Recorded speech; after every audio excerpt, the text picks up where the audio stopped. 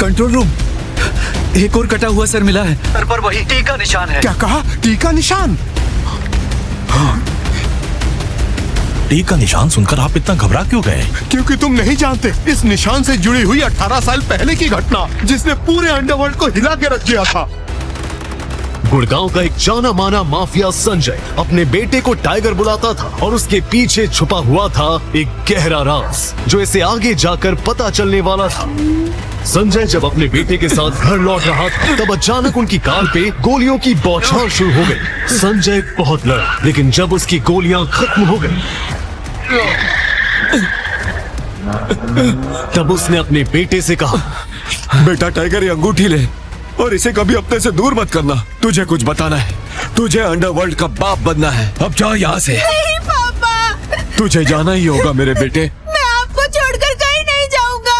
तुझे मेरी मौत का बदला लेना है। अब जा, भाग जा यहाँ से। ये सुनकर उस बच्चे ने तेज दौड़ लगा दी। थोड़ी दूर जाने पर उसे धमाके की आवाज आई। जब उसने पीछे मुड़कर देखा, उसके पिता की मौत का मंजर उसकी आंखों में हमेशा के लिए बस गया। उस राज और उस अंगूठी की हिफाजत के लिए अभिनव ने खुद को सालों तक एक गुप्त जगह पर छुपा कर रखा, जहां राणा और दिक्पाल उसे ढूंढ न सके। और फिर वो अपने पिता का बदला लेने 15 साल बाद वापस लौटा, उसी शहर में जहां उसके पिता को बेरहमी से मार दिया गया था। उसे अपना पेट भरने के लिए डिलीवरी बॉय का काम करना पड़ रहा था, जहां पैसे कम थे और बेइज्जती ज्यादा। और तभी हुआ कुछ ऐसा जो आपने कभी किसी कहानी में न सुना होगा न देखा।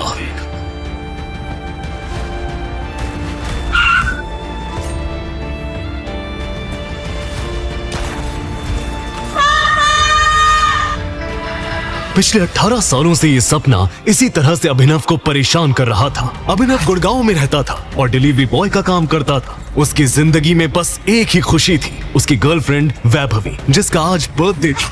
अभिनव गहने की दुकान के सामने खड़ा डिस्प्ले पे लगे गहने देख देख के आहें भर रहा था। तभी उसने अपनी जेब से निकाली एक रिंग।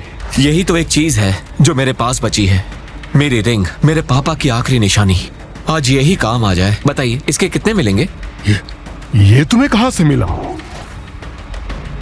अरे, मुझे नहीं पता किसने तुम्हें यहाँ भेजा, लेकिन अभी के अभी इसे लेकर निकल जा मेरी दुकान से और दोबारा अपनी शक्ल मत दिखाना।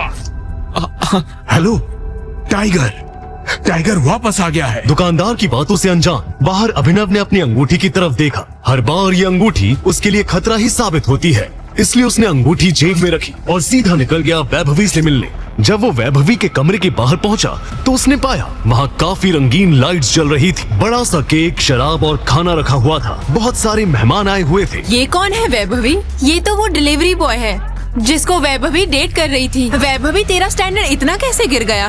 Happy birthday Vaibhavi. अभिनव ने पलट कर देखा तो पाया कि वहाँ देवेन सूट बूट में खड़ा था। अभिनव देवेन को अच्छी तरह से जानता था। वो एक बड़े बाप का लड़का था और वो हर वक्त वैभवी के आसपास मंडराता रहता था। और जब आज के दिन देवेन यहाँ आया तो अभिनव का दिमाग खराब हो गया। इतने में वैभवी ने कहा, मैं तुमसे ब्रेकअप कर रही हूँ अभिनव। देवेन ने वैभवी के गालों को चूम लिया। साले, तेरी इतनी हिम्मत! और देवेन की नाक पे एक जोरदार मुक्का जड़ दिया और गुस्से में लथपथ वो वैभवी से बोला, ये तुमने ठीक नहीं किया वैभवी। और अभिनव वहाँ से निकल गया। किसी भी दिल टूटे आशिक की तरह अभिनव ने भी अपने गम को भुलाने के लिए बार का सहारा लिया, लेकिन वो नहीं जानता था कि अगले दिन उसके साथ क्या होने वाला था। सुबह जब अभिनव की करवट बदली तो उसका हाथ एक नर्म हाथ से टकरा गया। अभिनव की नींद टूटी और उसने देखा कि वो एक अनजान लड़की के बगल में बिना पैंट्स के लेटा हुआ था। इधर अनन्या की भी नींद खुल गई। अपने आप को इस हाल में पाया तो बोली, कौन हो तुम और मेरे कमरे में कैसे आए, वो भी इस हाल में? अभिनव को कुछ समझ नहीं आ रहा था, फिर भी उसने कोशिश की और बोला, वो मैं। इतने में अनन्या के कमरे का दरवाजा खुला और सनी अंदर आ गया। शेम ऑन यू बहना, मुझे तो पहले से ही तुम्हारे कैरेक्टर पर डाउट था। मैंने कितनी बार दादाजी को समझाया पर वो हर बार बोले कि मेरी अनन्या ऐसा नहीं कर सकती।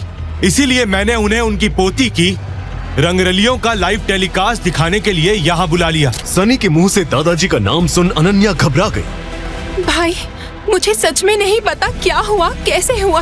मैं तो इस लड़के तक को पहली बार देख रही हूँ। और मैं भी, और हम दोनों के बीच ऐसा कुछ नहीं हुआ जैसा सोच रहे हो। इससे पहले कि अभिनव सफाई देता, अनन्या और सनी के दादा हरदीप पाल सिंह कमरे में पहुंच चुके थे। मुझे तुमसे ये उम्मीद नहीं थी। जैसा आप समझ रहे हैं वैसा कुछ भी नहीं है। तूने मेरी पोती के साथ रात गुजारी है ना, तो हमारे परिवार के कानून के हिसाब से आज से तू सिंह परिवार का दामाद है। क्या? लेकिन मुझे शाम को अकरम की पार्टी में तुम्हारे साथ ये जरूर नजर आना चाहिए। तुमने मेरी पूरी जिंदगी बर्बाद कर दी। अभिनव के पास इस सवाल का कोई जवाब नहीं था। अनन्या के ड्राइवर ने उसी की गाड़ी से अभिनव को घर छोड़ दिया। वहां जाकर अभिनव शाम को होने वाली पार्टी के लिए तैयार होने लगा। अनन्या एक अमीर परिवार की लड़की थी। जितना अभिनव महीने का कमाता था उतने की अनन्या ने सैंडल्स पहनी हुई थी। दोनों पार्टी के लिए निकल पड़े। उसकी आंखों में दिख रहा था कि वो अभिनव से कितनी नफरत करती थी। इस अंगूठी को उतार दो प्लीज, ये काफी गंदी है। सॉरी, लेकिन ये अंगूठी ही मेरा सब कुछ है। अनन्या खिंच गई। अकरम का घर किले जैसा था। जैसे ही अनन्या और अभिनव अंदर आए तभी उनकी नजर देवेन से टकरा गई। अनन्या, क्या तुम पागल हो गई हो? इस सड़क छाप में ऐसा क्या देखा जो इससे शादी कर ली? जुबान संभाल कर बात कर देवेन। क्या हो रहा है यहाँ? अकरम वहाँ पहुँच चुका था। कौन हो तुम और यहाँ कैसे आ गए? अकरम सर, ये क्रिमिनल है। ये मेरे हस्बैंड हैं। अनन्या ने अपनी शर्म छुपाते हुए कहा। इतने में अकरम ने कहा। 1 मिनट रुको। अकरम उसकी अंगूठी को देखने लगा और बोला, क्या मैं तुमसे 2 मिनट बात कर सकता हूँ? अकरम अभिनव का हाथ पकड़कर उसे अपने साथ अंदर ले जाने लगा। अनन्या, देवेन, सनी और पार्टी में मौजूद बाकी लोग ये देख हैरान हो गए थे। क्या मैं तुम्हारी ये अंगूठी देख सकता हूँ? अकरम ने उसे उलट पलट कर देखा। अकरम की दिल की धड़कनें तेज हो गई और उसने अभिनव के पैरों में गिरते हुए कहा, टाइगर। अभिनव ने अकरम के मुंह से ये शब्द सुना तो वो हैरान हो गया। उसे समझ नहीं आ रहा था कि अकरम ये सब कैसे जानता था। मैं पिछले 18 सालों से तुम्हें ढूंढ रहा हूँ। तुम हमारे टाइगर हो, हमारे इस हजारों करोड़ के बिजनेस एम्पायर के वारिस, जिसे हम तीनों दोस्तों ने मिलकर खड़ा किया था। मैं, तुम्हारे पापा संजय गरेवाल और राणा अग्निहोत्री। राणा को देख अभिनव को झटका लगा। उस रात अभिनव के पिता पर जिस आदमी ने गोली चलाई थी वो राणा था।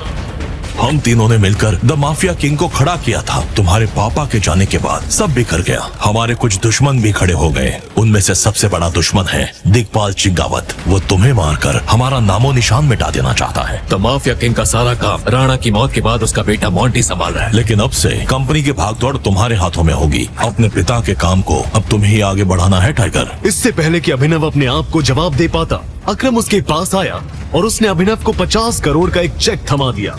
तुम्हारी असली पहचान के बारे में किसी को खबर नहीं लगनी चाहिए, इसलिए जैसे जीते आ रहे थे वैसे ही जीते रहना। अगली सुबह अभिनव फिर से वही सपना देख रहा था और उसे अपने पिता को खोने का मलाल भी था, पर उसे अब भी राणा की मौत पर भरोसा नहीं था। उसने बिस्तर से उठते ही मन अकरम को धन्यवाद दिया जिसने उसके पिता की कंपनी को जिंदा रखा। अभिनव बिस्तर से उठा और अपने काम पर जाने के लिए तैयार होने लगा और घर से निकल गया। Good morning sir. तू कल बिना बताए एब्सेंट कैसे हो गया? तेरी वजह से हमें कितना नुकसान हुआ है। पर सर, महीने में मुझे एक कैजुअल लीव तो मिलती ही है ना। ये कंपनी का तेरे बाप की है। अपना सामान बांध और चुपचाप निकल यहाँ से। ठीक है सर, मैं जा रहा हूँ। इस महीने मैंने जो काम किया है उसकी सैलरी दे दीजिए।